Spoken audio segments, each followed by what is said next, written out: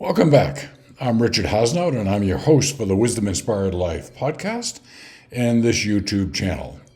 Well, this begins and is part of a very special series, and this is a series where I have the opportunity to interview Jose Stevens, who has the Power Paths seminars and School of Shamanism, all the information that you see on the screen here. And these are going to be a series of conversations that I had with him that I think will be quite illuminating. And to an extent, they will give you an introduction to a topic, and you may or may not want to learn more. But if you want to learn more, Jose Stevens has a tremendous set of capabilities and offerings that can do exactly that for you. And you see the information on the screen where you can call the office or email Jose in Santa Fe, New Mexico. So with that said, let's get into the current topic. Well, welcome back. We have the great privilege and honor of having Jose Stevens in this last episode. I can't believe this last episode. For those of you that are listening to this, Jose and I have been doing this as one continuous production here from topic to topic to topic.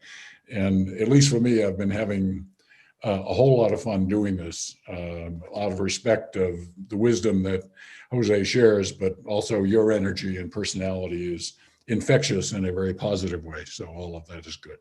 So one of the things that you've seen in the description of Jose Stevens is that he's a shaman. And you go, I think I know how to spell the word. What is a shaman? And how can shamanism help me? Because I know you have a whole business with a host of very wonderful services and everything, and you and your wife and everything. In this, it's all even a family business, I think, if I understand correctly. So, I mean, this is no passing idle. I thought, yeah. So, talk to my listeners about shamanism, what it is, and how it can help them. Okay. Shamanism is the world's most ancient spiritual path. We know it goes back at least 40,000 years, and it looks like anthropologists are discovering that it's been around maybe more like 75,000 years, and who knows, maybe a lot longer than that. We don't know, but it's really ancient. And what's unique about it is that I call it a path. I don't call it a religion. It's a path. It has no book. It has no hierarchy. It has no dogma. However, shamanism has appeared in every continent of the world from time immemorial, even though people had no contact with each other between various continents long, long ago, or little contact. They all developed similar practices. There's 7 main areas of shamanism, which all shamans are trained in. All shamans are trained in art, so it's an artistic path. They're trained in storytelling. They're the world's consummate storytellers and historians. They tell their stories, the history of the people, and they do all that. All shamans have training in healing through herbs and various medicines, and they're the world's first doctors and psychologists and counselors. All shamans are ceremonialists, so they know how to run ceremonies, and they develop ceremonies for the people to have sacred time and space to, perform ritual and honor certain things. All shamans are warriors in that they fight off the demons, whether they think of them as external or internal. Most of the demons are right in here. And all shamans have training in leadership, and many are the chiefs of their tribes. Some of them were even the emperors of China and Egyptian pharaohs, people that were trained shamans as the leaders of their countries. So the final area is called the man or woman of knowledge. all shamans are teachers, but they're also perpetual students, always learning from the world. It's a nature-based path, recognizing that spirit is in everything. All is divine, all is holy, all is sacred. And the anthropologists have mistaken that. They thought that maybe shamanism was kind of like paganism, where certain things would be worshipped and others wouldn't be, and there were gods. But it's not exactly like that. You never hear shamans talking that way. They may honor a tree or honor a waterfall or honor anything because it's part of spirit. It's an expression of spirit. It's not that that thing alone is like a god or a goddess. It's a part of the goddess, which is everything, a part of God, which is everything. So anthropologists have really misinterpreted a lot. I learned about shamanism as a very young child. I was raised, my mother's Mexican, my father was American. My grandmother on my mother's side was Mexican. She took care of me a lot when I was a child because my parents both worked. And she regaled me with tales of shamanism in Mexico. The indigenous people where she grew up, they were the servants of the hacienda that she lived in. They brought her up. They raised her. You know, in those days, it was the servants that raised the kids. So, and they were the indigenous local people around that area. And so she grew up learning a lot of shamanic practices of healing, and she knew their philosophy and their way of life and all that. So she told me those things when I was a child, passed it on to me. And then when I got old enough and was in graduate school, I decided to do my doctoral dissertation on shamanism and Western psychology. And I met a Wixárika shaman from Mexico. They're also known as Huichol. And my wife and I apprenticed with him for 10 years on the sly. We weren't allowed to tell anybody, but for 10 years we studied with him. And I learned a tremendous amount about that path. I don't call myself a shaman. No self-respecting shaman would call themselves a shaman, because we're all students, really. I sometimes refer to myself as a shamanic practitioner. I practice shamanism. But because it's so organic and nature-based, it's very ecologically oriented. It's very respectful of Mother Earth and the resources that we have.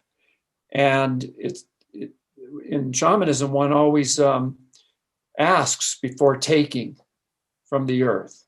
Ask permission.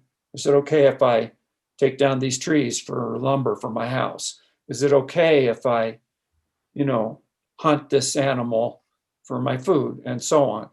So there's a kind of very respectful, very honoring and cooperation with nature, you could say. Something that we sorely need once again on this planet.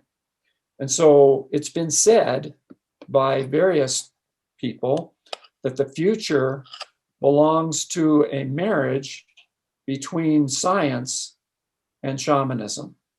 And I really believe that that's true. Once we can get those two things together, the respect, the honoring, the understanding of the shamanism with the penetrating research and understanding of science, we'll really have something which in shamanism would be called powerful, tremendously powerful.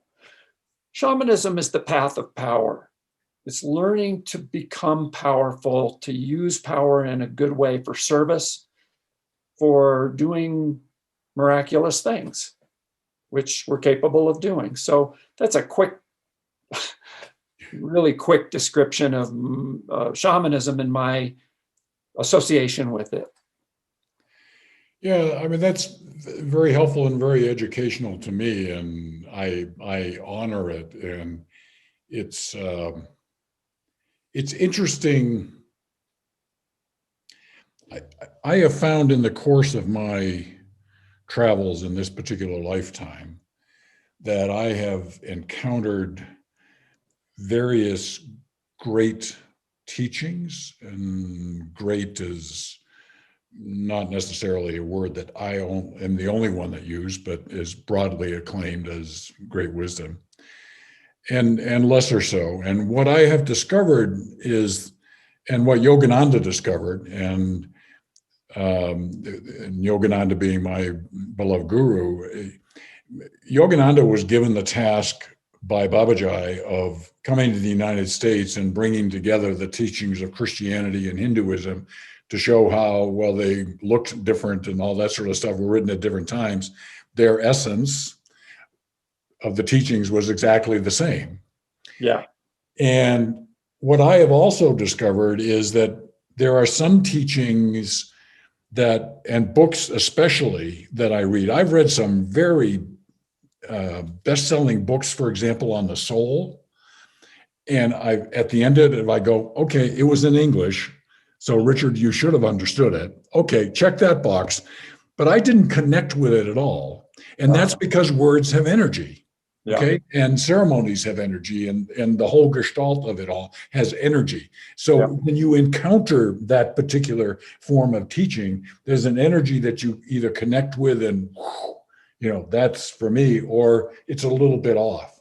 Yeah. And the good news in all of this is that between shamanism, Buddhism, Hinduism, all the great isms, if you will, Patanjali and others that have been out there and taught, we've got these variety of voices and variety of words and variety of energies that are, I think God has kind of said, find the one that you connect with, Yeah. And then it's kind of like Yogananda says, you can have many teachers, but only one guru.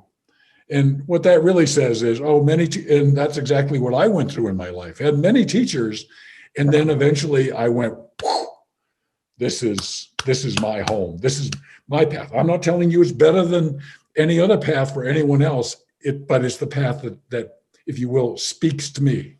So that's kind of where, and I love the energy concentration and everything that you have there. And so I would suggest to people listening to this about a wisdom-inspired life that if you've not encountered shamanism before and really had even a basic understanding of what it is, and you've been very kind enough to share that with us, if you go to the website that is on the front and the first and last pages of this episode, you will find on Jose's website just a wealth of resources and seminars and everything that you can attend and learn more about it, and go in with an open heart and explore and see if this is your connecting point that you're meant to have.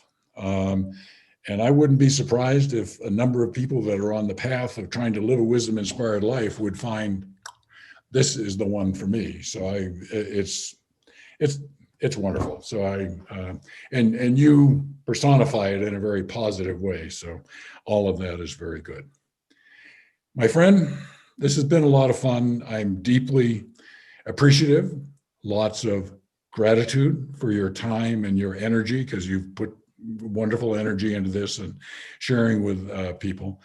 And so I look forward to sharing this with a broader and broader part of the world. This will initially appear on the Wisdom Inspired Life YouTube channel, but then the audio track will go on to my Wisdom Inspired Life podcast, which has listeners in over 70 countries. So we're going to try and get the message out here, my friend. Thank you very, very much. I greatly appreciate your wisdom and your time in sharing it with people. Well, Richard, I really appreciate the opportunity that you've opened up here. Thank you so much. I've really had a good time. As you can see from that conversation with Jose Stevens, very illuminating. And Jose offers a set of skills that I've not seen with really any other single individual. It's the combination of this PhD in psychology, a shamanic practitioner, and a channel. He has the ability, if you were to have a conversation with him, to provide you more insights and help about your life in an incredibly short time than you can get from any other source that I'm aware of. So if you're interested, there's a lot of ways that you can learn more. So you see the information on the screen that can help you with that. Contact Jose as needed. Well, as usual, if you want to learn more about Wisdom Inspired Life, you can go to the mywisdominspiredlife.com website.